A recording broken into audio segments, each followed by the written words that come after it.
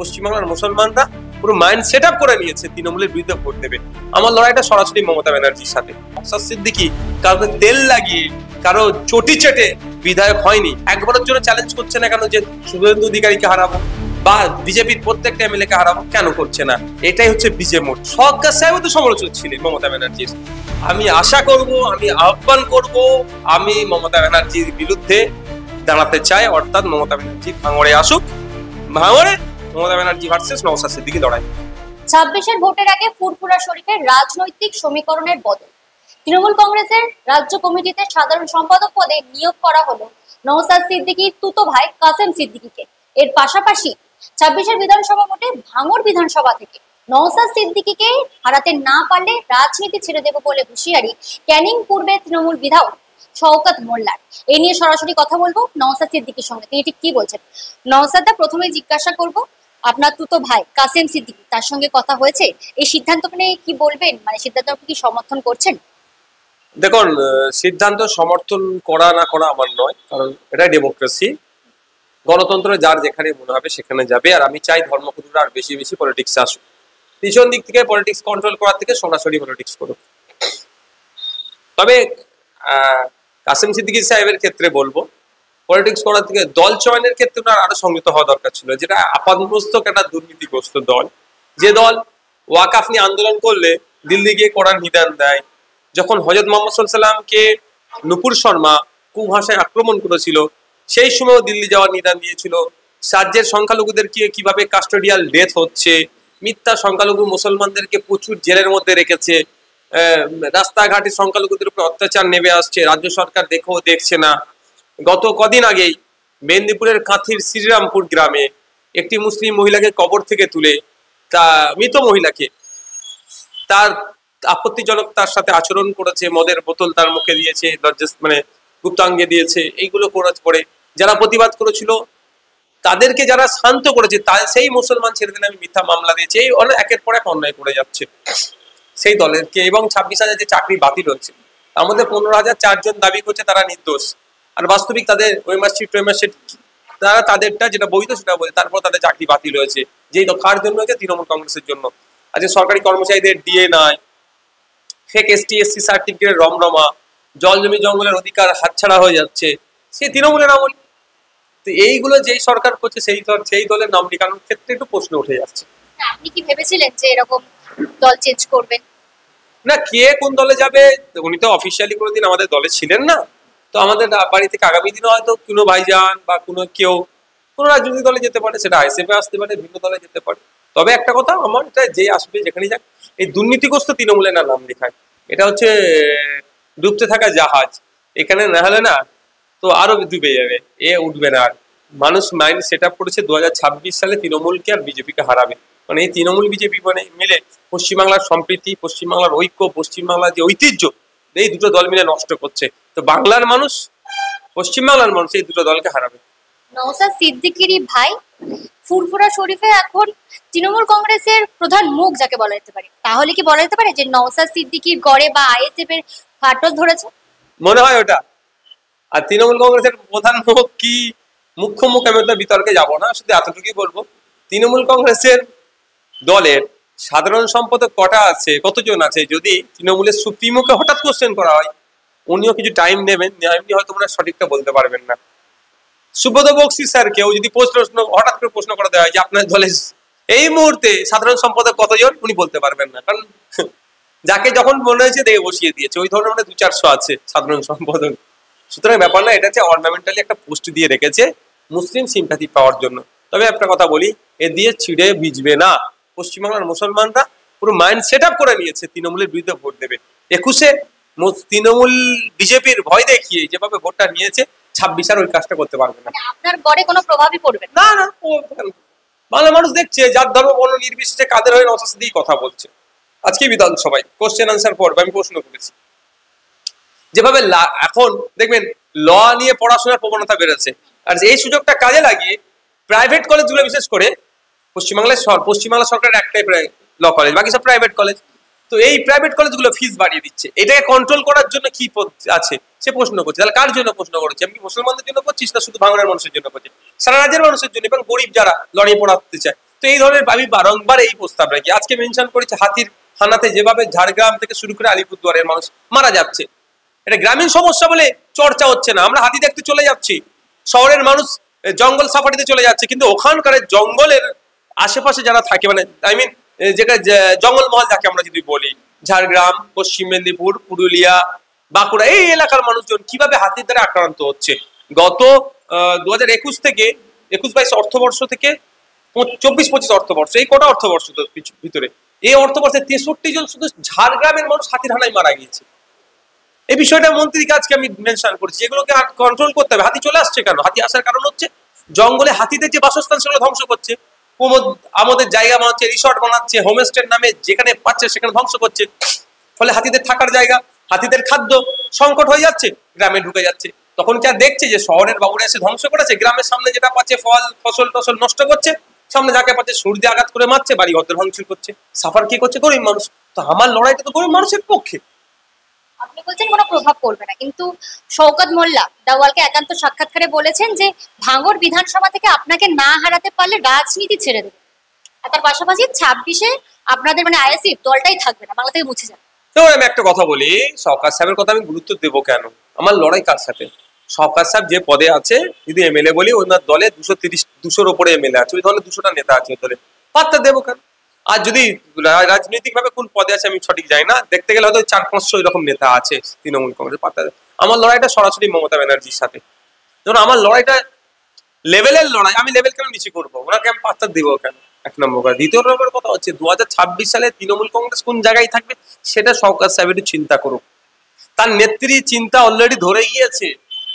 তার damage control করার জন্য, নওশাদকে আইএসএফ কে আটকানোর জন্য অন্য কাউকে ধরে টানাটানি করছে, নিশ্চিতভাবে বুঝতে পারছেন।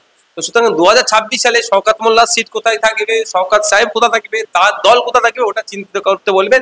নওশাদ সিদ্দিকীকে নিয়ে ভাবতে বলবেন না। নওশাদ সিদ্দিকী কাউকে তেল লাগিয়ে, কারো চটি চেটে বিধায়ক হয়নি। ভাঙড়ের মানুষের দুয়া আশীর্বাদ ভোট নিয়ে বিধায়ক হয়েছে। ভাঙড়ের মানুষ যদি আমাকে চাই, আমার দল যদি ওখানে দাঁড় করায়, আমি আবার বিধায়ক হয়ে আসবে, আমার কনফিডেন্স। ওনাকে নিয়ে ভাবতে হবে না।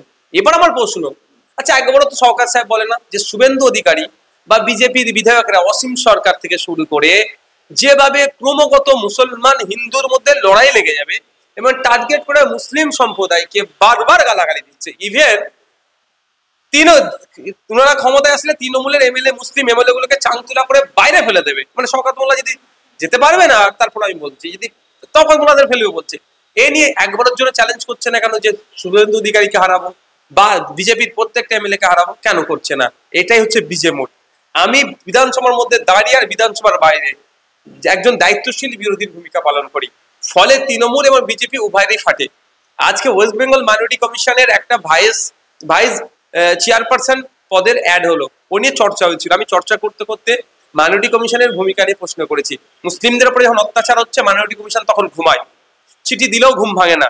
দ্বিতীয় আমি বলেছি, শিখ একটা অফিসারকে সন্দেশখালীতে যাওয়ার সময় যেভাবে বিজেপির ওই প্রতিনিধি দল থেকে খালিস্তানি বলে আক্রমণ হয়েছিল, তখনও মাইনরিটি কমিশন শীত ঘুমাচ্ছিল। ফলে আমার লড়াইটা ন্যায়ের পক্ষে, অন্যায়ের বিরুদ্ধে। আমার লড়াইটা বিজেপি তৃণমূলের বিরুদ্ধে। সেই জন্য শওকত মোল্লারা চিন্তিত হচ্ছে।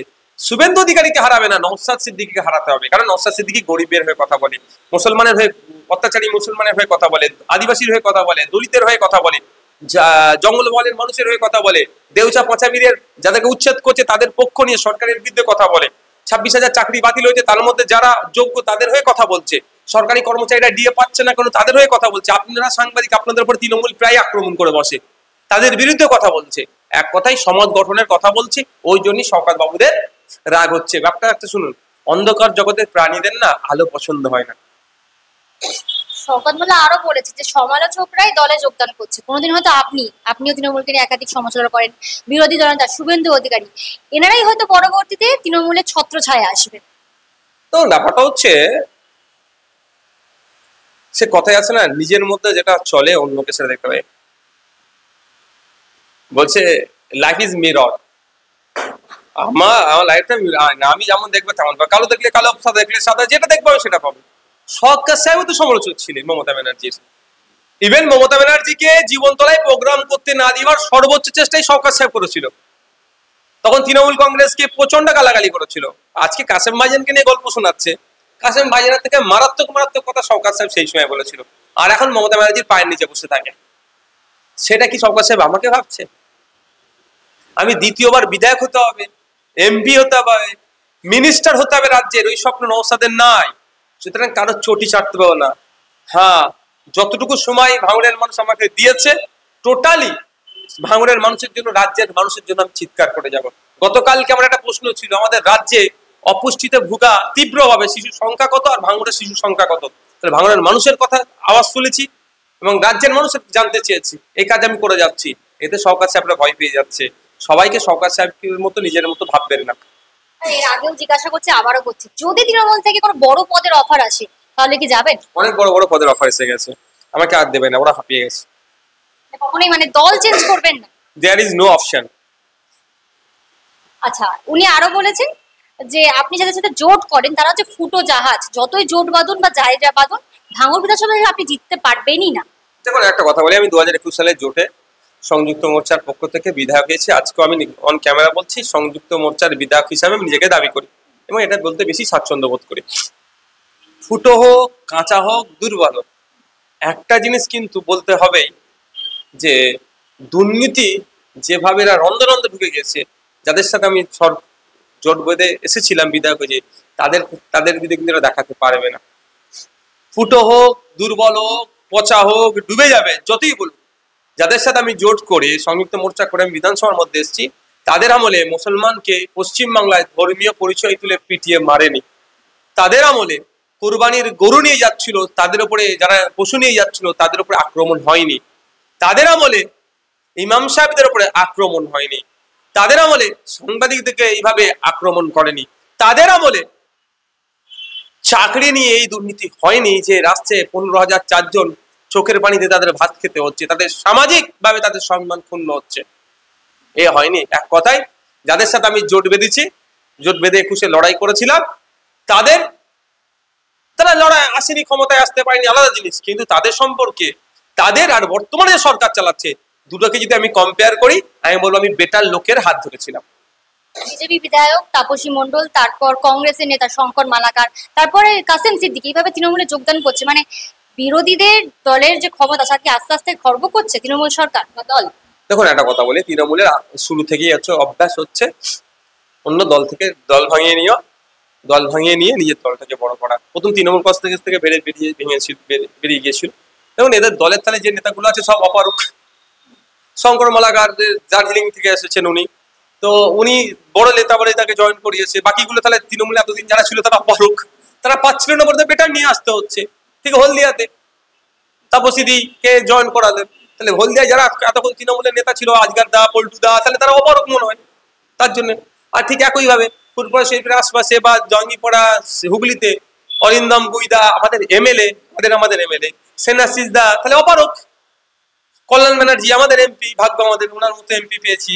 আর মানে লোক পেলাম না আমরা, মানুষ ভোট দিয়েছে, কিছু বলার নেই। যাক, তাহলে অপারক ওনারা। তাহলে কাসেম ভাইজানকে নিয়ে এসে ওই জায়গাটায় ড্যামেজ কন্ট্রোল করতে হচ্ছে। আমি একটা কথা বলি আপনাদের, ডেমোক্রেসিতে যদি সত্যিকারের ডেমোক্রেসিকে আপনি মানেন, তাহলে আপনার কাজ হবে বিরোধী কণ্ঠকে বেশি স্পেস দেওয়া। ডেমোক্রেসিতে অপোজিশন যত স্ট্রং থাকবে ডেমোক্রেসি অতটাই সুরক্ষিত থাকবে। কেন্দ্র সরকার দেখুন না, কারবারি সিবিআই, ইডি, হ্যান ত্যান দিয়ে বিরোধীদেরকে দাবিয়ে রাখার চেষ্টা করছে। কেন? এদের ব্যর্থতাগুলো ধরতে পারবে না। অপোজিশন হচ্ছে একটা আয়না স্বরূপ, সরকারকে দেখিয়ে দেবে আপনি যে পরিচালনা করছেন সরকারটা, এই আপনার ভুল আছে, আপনি শুধরে যান। এটাই তো হওয়া দরকার। আজকে সেটা হচ্ছে না। আজকে এই যে ভুল দেখানোর জন্য মাল দেওয়া হচ্ছে, ভুল দেখিয়ে দিচ্ছি বলে নওশাদকে হারাতে হবে। শুভেন্দু অধিকারী ওই অর্থ অত ভুল ধরাচ্ছে না, ওই জন্য শুভেন্দু অধিকারীকে হারাবে না। নওশাদ তো আয়না দেখিয়ে দিচ্ছে বিধানসভার মধ্যে দাঁড়িয়ে, মিনিস্টারদেরকে বলছে, মিনিস্টার অনেকে উত্তর দিতে পারছেন না, যে 2023 সালে জলপাইগুড়িতে ডিম উৎপাদনের জন্য 72 কোটি টাকার একটা প্রজেক্ট আসার কথা ছিল সাউথ ইন্ডিয়া থেকে, যারা পার ডে 6 লক্ষ ডিম উৎপাদন হবে ওখানে বলেছিল। আজকে সেই প্রজেক্টের হাল কোথায়? এই প্রশ্নটা বিধানসভায় কেউ করছে না, নওশাদ সিদ্দিকী করছে। তাহলে ওদেরকে আমাদের প্রশ্ন এটা যে আমাদের পশ্চিমবাংলায় ওই প্রজেক্টটা আসলে কত লোকের কর্মসংস্থান হতো, ডিম যত উৎপাদন হতো ডিমের দাম তত কমতো। আমাদের বাঙালিতে তো মাছ ভাতের বাঙালি, কিন্তু যারা আর্থিকভাবে দুর্বল হতো একটা ডিম দিয়ে ভাত খাবে তারা। কারণ ডিম তো 7 টাকা 8 টাকা হয়ে যাচ্ছে, যত বেশি ডিম উৎপাদন হবে ডিমের দাম তত কমবে, তাহলে মানুষের লাভ হতো। ওই কথা বলছি বলে অপরাধ জন্য আমাকে হারাবে বলছি।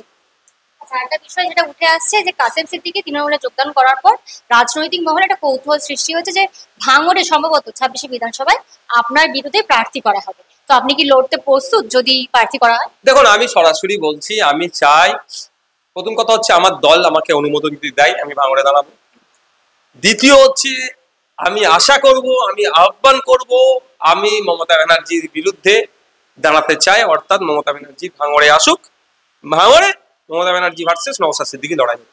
যদি মুখ্যমন্ত্রী আপনার কথা শুনে বা আপনাকে চ্যালেঞ্জ করে দাঁড়ায়ও, তাহলে কি মনে হয় আপনিই জিতবেন? হবে তো তখনই তো মুখ্যমন্ত্রীর বিরুদ্ধে ভাঙড়ের মানুষ কত ক্ষিপ্ত সেটাই বুঝতে পারবে। কেন ক্ষিপ্ত মুখ্যমন্ত্রীর বিরুদ্ধে? কেন ক্ষিপ্ত?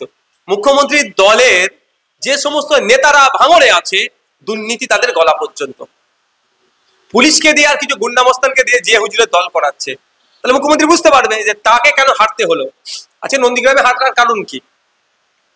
দুর্নীতি করেছে বলি ভোট দেয়নি মমতা ব্যানার্জিকে। তো ভাঙড়ে ভোট দেবে না, দুর্নীতি করেছে, এর জমি ওর নামে করে বিক্রি করে দিয়েছে, ধরা পড়েছে তো।